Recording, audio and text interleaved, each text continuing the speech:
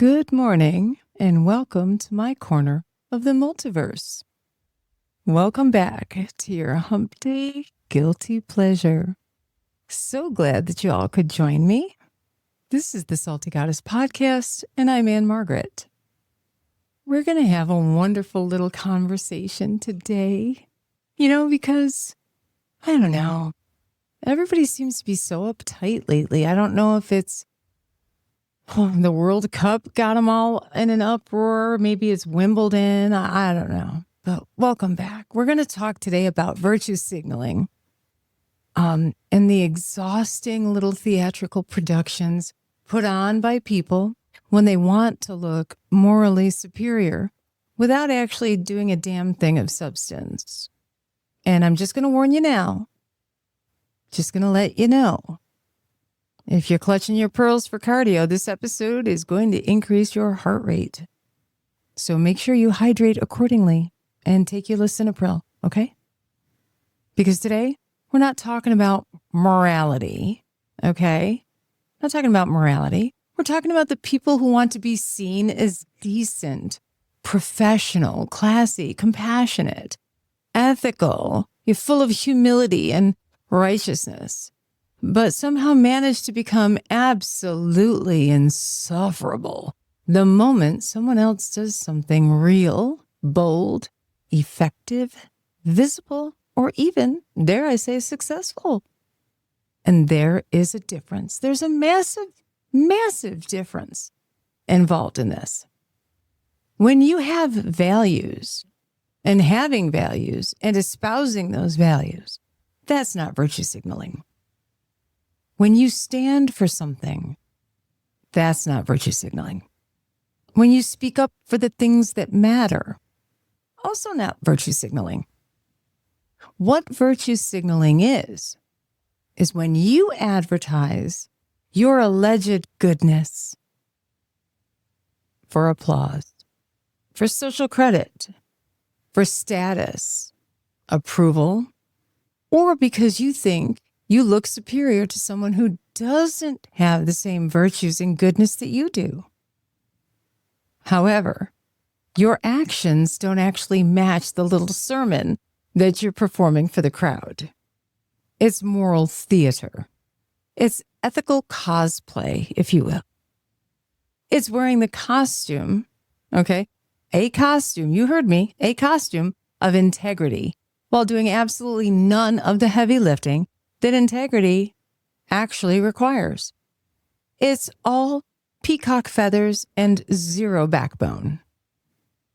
And if you've been alive longer than about 10 or 15 minutes, you've seen it. We've all seen it. It's hard not to see. It's so blatantly obvious. You've seen people post mental health matters while they terrorize their own family, friends, and staff. We've seen people say, I support women.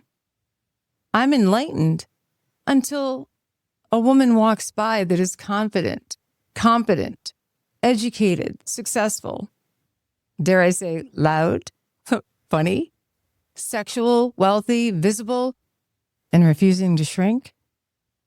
You've seen people say, we need to raise awareness, until someone actually raises awareness in a way in which gets real attention.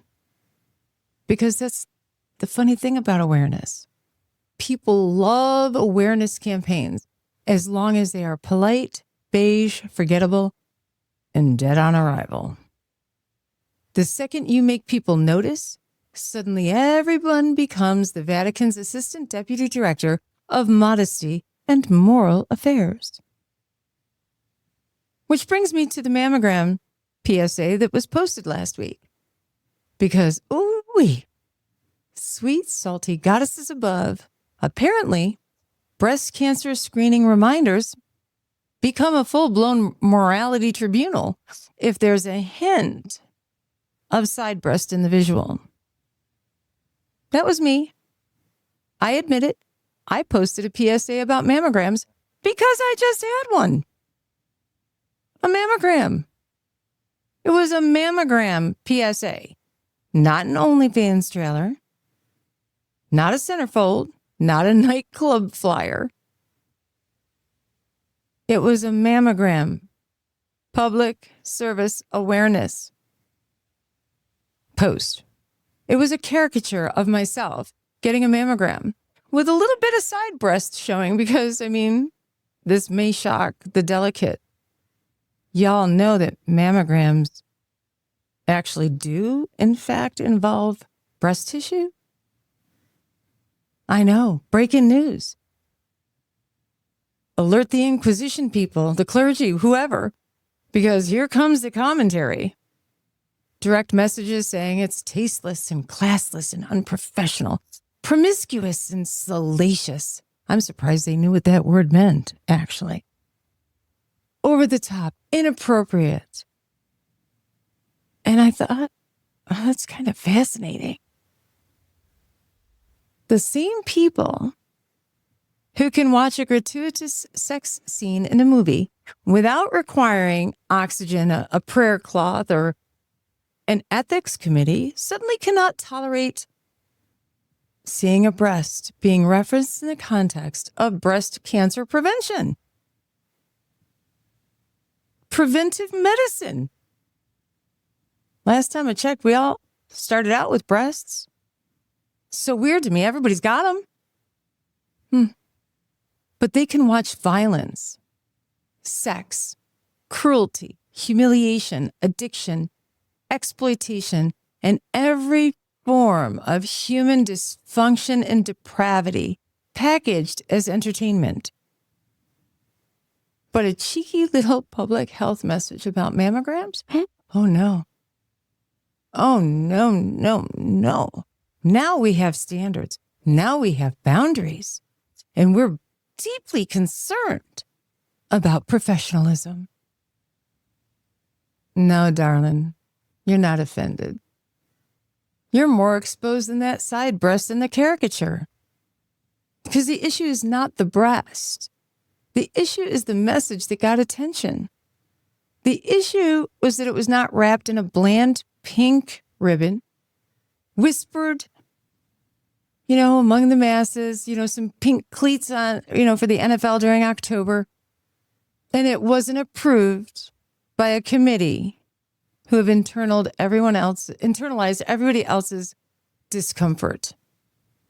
The issue is that I dared to use some humor, visibility, body reality, and a little touch of my own salty irreverence to remind people to get their shit screened. And that's where the hypocrisy starts showing its cheap little seams, okay? Made in a sweatshop. Because, let's be honest, for the longest time since marketing has taken place in this country, a woman's body has been used to sell beer, trucks, movies, perfume, music videos, and dare I see even halftime shows for the NFL? Okay. Do I need to say more about that? We've sold gym memberships, protein powders, vacation packages, Botox, every product under our capitalistic sun. And y'all call it marketing. But the moment a woman uses her own body, her own voice, her own humor, and her own platform to remind everybody to go get their mammograms, suddenly it's classless. I promise you have seen more breast tissue in bathing suit ads than you saw on that caricature. But the caricature was classless. Interesting. So very interesting. So let's be honest. Some people, they're not uncomfortable with the female body, but they are uncomfortable the moment a woman controls the context. They're fine when bodies are displayed for consumption. And just so you know, it's done to men as well. Let's be totally honest about this. This is not just a woman thing. It's a human thing. They're fine with those bodies being displayed for consumption. What they're uncomfortable with is those bodies being discussed for health, autonomy, prevention, survival, and power. The minute you choose to get a mammogram, you're empowered. You will soon be empowered with the knowledge of the health of your breast tissue. Knowledge is power. Believe me, knowledge is power. And people screaming out about it and calling it classless, that's not morality. It's not. It's control or an attempt at control. In the pearl clutching, it's not about decency. It's about their own discomfort. Their own discomfort. It's about the fact that some people only approve of other humans being visible when they are decorative, silent, agreeable, flattering, or useful. But don't let that same person be funny, bold, clinical, educated, accurate, confident even, and in charge of the message. Suddenly, the villagers arrive with pitchforks. And this is where virtue signaling slides into the room, wearing them orthopedic shoes in their judgment. Because any person who can call a mammogram PSA tasteless, with resources listed for those who may not have insurance, reminding those with insurance you have 6 months to use that benefit before your deductibles reset. Wow. When they call that tasteless, they'll be the same people posting pink ribbons in October. And they'll be all right with saying, save the tatas when it's on a mug. They'll share a breast cancer awareness frame on Facebook even. They'll clap when a corporation turns their logo pink for 31 days while doing absolutely nothing meaningful for the patients who cannot afford imaging, the patient waiting on biopsy results, patient navigating chemo, the rural patient who cannot access a screening center without taking an entire day off of work for a 20-minute test. But, goddesses forbid. Someone says it plainly, like, that PSA. Someone makes it memorable. Goddesses forbid. Someone reminds people that breasts are not just symbols, decorations, scandalous little social landmines, or there for someone else's pleasure. They are anatomy. They are tissue. They are part of the human body, and they can develop cancer. Early detection saves lives. And any cancer survivor, any family member grieving the loss of a loved one who died from cancer because they didn't get screened,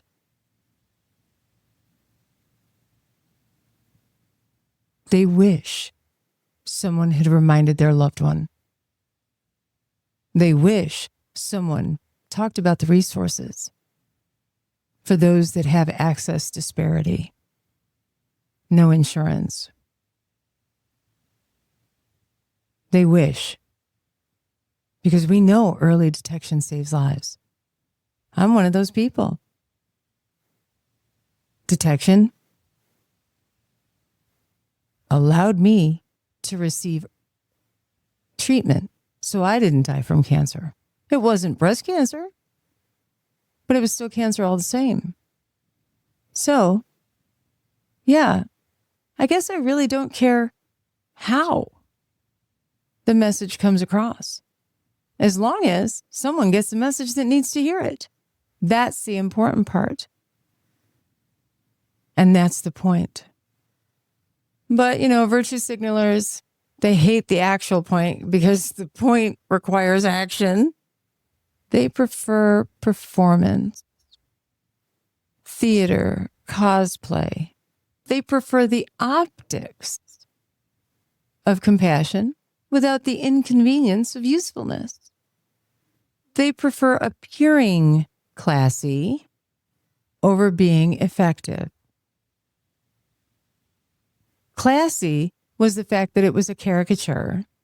Classless would have been me totally topless. Okay? There is a difference. So, let me say this clearly so that everyone can understand, even the people in the back. Sometimes classy is not always quiet. Professional is not always beige, gray, charcoal, and white. Appropriate is not always comfortable. Sometimes the most professional thing that you can do is get the damn message out. And if the goal is public health, then the message has to reach the public. Not just the already compliant, not just the medically literate, not just the people who read hospital newsletters and schedule preventive care like it's a sacred ritual. We have to reach the people who are busy, scared, uninsured, embarrassed, avoidant, exhausted, completely overwhelmed, and one excuse away from skipping the appointment that could save their life. Sometimes a spicy PSA does what a sterile brochure will never do. That doesn't make it tasteless. That makes it effective. But here come the pretentiousness. All right, here it comes. Coming at you full force. Like an 18-wheeler with no brakes. Coming down a 3% grade on a hill. Pretentiousness is what happens when people confuse their preferences with principles. They say that is inappropriate, but what they really mean is, that's not how I would have done it. They say unprofessional, when what they really mean is, I'm uncomfortable with how confident you are. They say classless, when they mean, you're not asking permission from the right people. Pretentiousness is fake refinement. It's borrowed superiority. It's the art of standing on a soapbox you didn't build, looking down on people doing work you would never have the courage to ever even fucking attempt to do. It's the person who thinks subtly that they're smarter, right? They think subtlety is smarter, restraint is superior, and discomfort is always evidence that someone else has crossed the line. And this is what I have to say. No. And no is a complete sentence. Sometimes discomfort is evidence that you've been, living behind your own discomfort. Discomfort is the sound your ego makes when it's being asked to stretch and be different. Sometimes the person making you uncomfortable isn't really the problem, but they're just the first person honest enough to say that thing out loud. And I pretty much promise you that if people are thinking it, I'll be the one that's going to say it. Yeah, I usually do. Good, bad, or indifferent, it's coming out my mouth. So let's take this out of public health and move it into money, because this is the one that really makes people's eyes twitch. Let's talk about something other than that PSA. Let's talk about money for a minute, which is something I usually never talk about in public, right? But this really makes people twitch. We're all at a barbecue, okay? You work hard, you build, you study, you invest, you take risks. You take calls and write emails when other people are still in bed sleeping. You do the paperwork, you meet the deadlines. You build programs, you clean up messes, you carry responsibility that honestly other people would need, a support animal to get through your day. Now you're making bank. That's awesome. Maybe you're sitting around at this barbecue and you're not talking about money. What you're talking about is the next project coming up and how excited you are. The next company, the next expansion, the next launch, the next goal. And it could just simply be a goal, maybe to get another degree, maybe another post-nominal, maybe it's to buy another piece of property, some rental property, investment, property. And somebody sitting across the table shoving some baked beans down their gullet with a full face of concern and a soul full of resentment.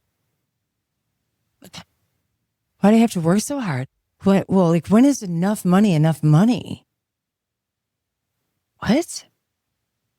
Isn't that precious? And first of all, for whom? Whom? Enough according to what?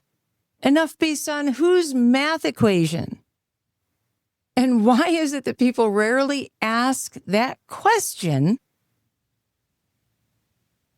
of people that aren't driven? They don't ask it of lazy systems and bloated institutions and predatory corporations or people born into money.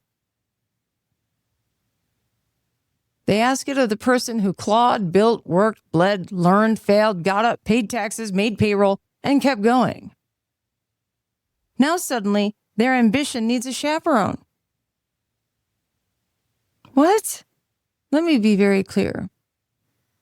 There is absolutely nothing, zero, morally superior about having zero ambition.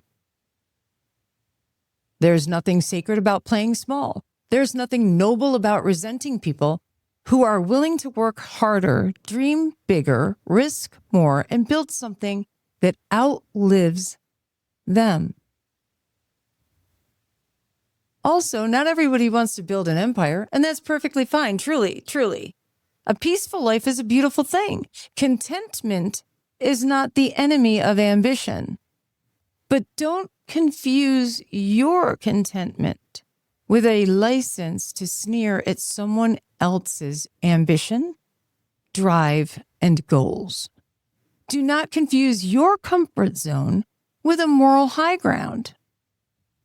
Don't confuse your lack of appetite for evidence that everyone else is greedy.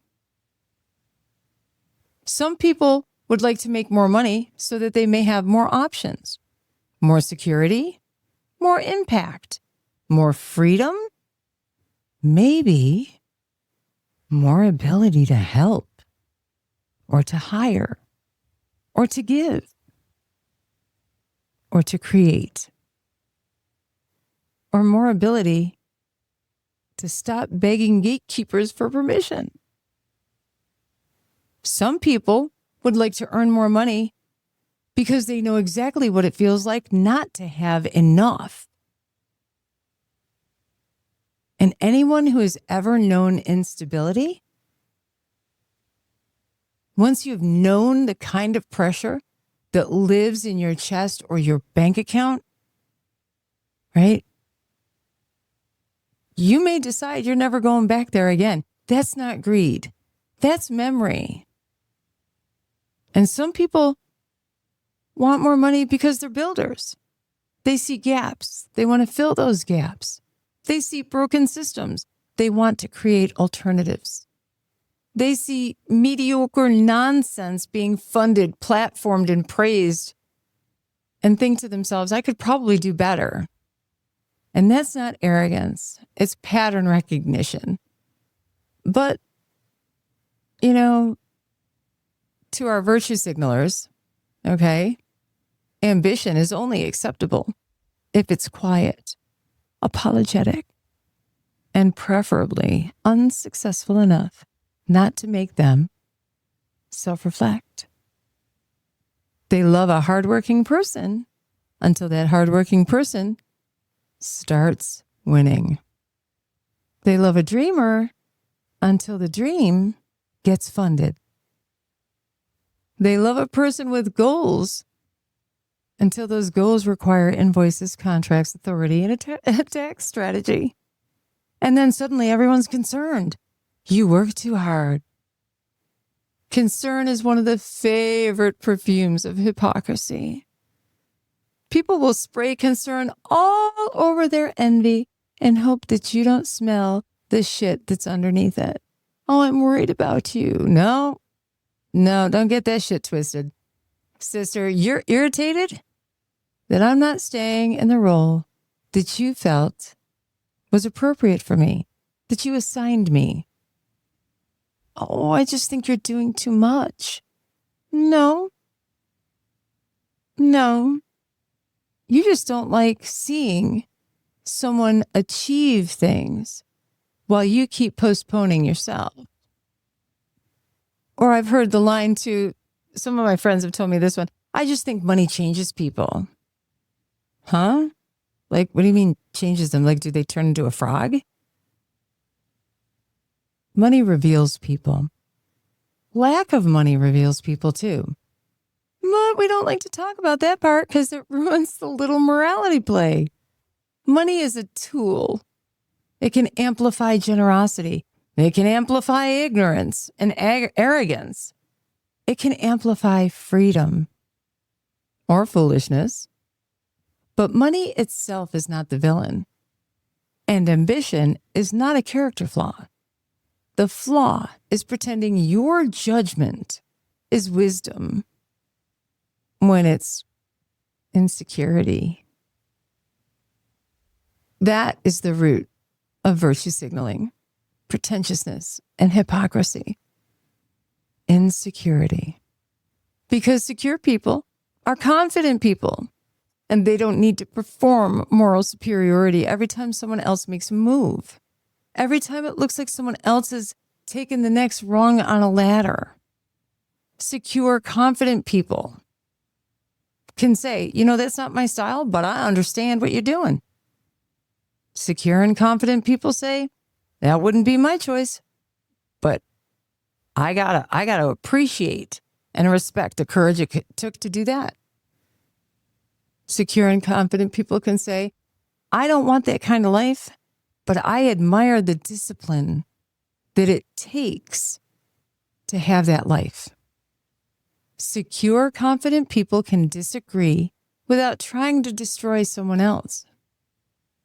Secure, confident people can see something different and not think it's competition. Okay? But insecure people, they need to turn someone's boldness into a defect, turn success into suspicion. They need to consider your confidence as being inappropriate. Your visibility is vulgar. Your ambition is greedy. Your effectiveness is offensive. Because if you're allowed to be bold, to be right, then they have to confront the possibility that their restraint was not wisdom. It was probably fear and conditioning, laziness, a lack of imagination, cowardice dressed up as dignity. Could be any of those things. And I will tell you, at the end of the day, looking into that mirror, mirror, mirror on the wall, you're going to tell me just how far I fall. So instead of looking into that mirror, they point at you.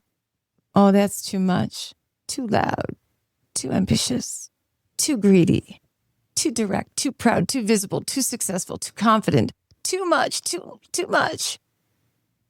And every person with a pulse and a spine has heard some version of that bullshit. Too much. Well, allow me to give you a salty translation. Too much usually means you have exceeded the amount of power I'm comfortable seeing you hold. I don't know about y'all, but I'm not building my life around someone else's discomfort budget. And neither should you. Hypocrisy is the ugly cousin in the room, in the conversation. Virtue signaling is the performance, and pretentiousness is the costume. Hypocrisy is the receipt. It's when someone condemns in public what they consume in private. We all know about that. Good for me, but not for thee. Okay? People demanding standards from you that they do not practice themselves. Okay? Hypocrisy is when people, they preach compassion, but only for the people they find palatable. When they celebrate empowerment until the empowered person stops asking permission. And the entire world, friends, is drowning in this mess. We have people performing kindness online while being monsters in direct messages and DMs. Leaders posting about culture while their teams are literally emotionally duct taped to one another to stay afloat. We have institutions using words like equity, dignity, respect, empowerment, and excellence while making the same dumb-ass, tired political decisions behind closed doors. All right, we have people who claim to value authenticity until authenticity knocks on the door and bares their teeth. And then everybody misses the fake version. The more that I watch people, the more I become convinced that people don't really want goodness. They want branding. They want the appearance of goodness. They want the language, the badge, the social credit. They want the filtered photo of themselves, looking like they care deeply, at the appropriate angle, of course. But actual goodness? Oh, that's harder. It means telling the truth when it costs you. Right? When you were wrong. Doing the work when nobody claps. Do you think that there's anybody in my office at 5:45 in the morning clapping for me when I'm working? I promise you there's not. There's not. It's just me and some really loud music. And Arlo, my rooster. That's it. He's out there jamming to the same music I am. Actual goodness means protecting the people who cannot benefit you. It means correcting yourself when you're wrong. Okay? Actual goodness means asking, will this be effective? Instead of asking, will it make me look refined? It means caring about the actual outcomes, not the optics. And that's where I want to land this plane. Because I'm not telling you to be reckless. I'm telling you that every shocking thing, I'm not telling you that every shocking thing is brave. Some things are tacky. Some things are attention seeking. Some are just bad judgment with a ring light. But not everything bold is tacky. Not everything funny is unprofessional. Not everything uncomfortable is wrong. And not everything that's polished is ethical. Not everything soft is kind. Not everything loud is crude. And not everything quiet is classy. And not everyone criticizing you has a valid point. Some people just have a pedestal and poor lighting. The question isn't, did someone disapprove? Someone will always always disapprove. The real question is, did the message serve the mission? Did it educate? Did it reach people? Did it make someone think? Did somebody schedule their appointment? Did somebody question their own hypocrisy? Did it move the needle? Because if it did, then the pearl clutching is just background percussion. Let it rattle. The rest of us have fucking work to do. Okay? If you're going to post the pink ribbon, support the actual screening. If you're going to say women's health matters, stop being scandalized by a woman's anatomy. If you're going to preach professionalism, make sure you're not just defending blandness and boring crap. Okay? And if you're going to talk about humility, whether you are actually humble or just uncomfortable around people who are not apologizing for their gifts, for their natural gifts. And before you ask somebody, when is enough money enough? Maybe first ask yourself, why does their ambition bother you so much? Because ambition in someone else's life is not an attack on you. Okay? A public health message does not become immoral because it made you blush. Someone else's success does not become greed because you chose not to build. Okay, so here's the salty goddess truth. Virtue without action is theater. It's performative. And I promise you, you ain't winning no fucking Golden Globes. Class without courage is decoration. Humility without honesty is manipulation. And outrage without self-awareness, and you know what I'm talking about, outrage. You're outraged, but you have no self-awareness. It's just noise. So before you call somebody tasteless, find out if they were effective. And before you call someone classless, determine whether or not you're confusing class with compliance. And before you say they're unprofessional, are they actually violating a standard or just refusing to perform submission? Before you call somebody greedy, ask if they are building something you didn't have the balls to fucking attempt yourself. And before you climb onto that moral high horse, make sure it's really not just a pony named insecurity. Because some of us aren't here to perform. We're here to do good. We're here to build. We're here to tell the truth. And we drag the uncomfortable conversation into the light, slap a little glitter on it, say, look at it, deal with it, and fix it. And if that makes people uncomfortable, oh well, you got to deal with that. Discomfort doesn't mean damage. Sometimes discomfort is growth trying to enter the room. Sometimes it kicks the door open like the Kool-Aid man wearing his pair of nice stilettos. So go schedule your mammogram, build your business, make your money, tell the truth, stop apologizing for being effective. And for the love of all things salty and sacred, stop mistaking your pearl clutching for morality. All right? Because sometimes the people screaming classless are just mad that your courage got more done than their quote unquote peace journey ever did. This has been the Salty Goddess Podcast. If this episode made you laugh, squirm, nod, think of 3 people who desperately need to hear it, send it to them. I mean, lovingly, of course. Or not. I'm not your manners coach today. But please subscribe, share, download, leave a review, and go be useful in a world addicted to appearances.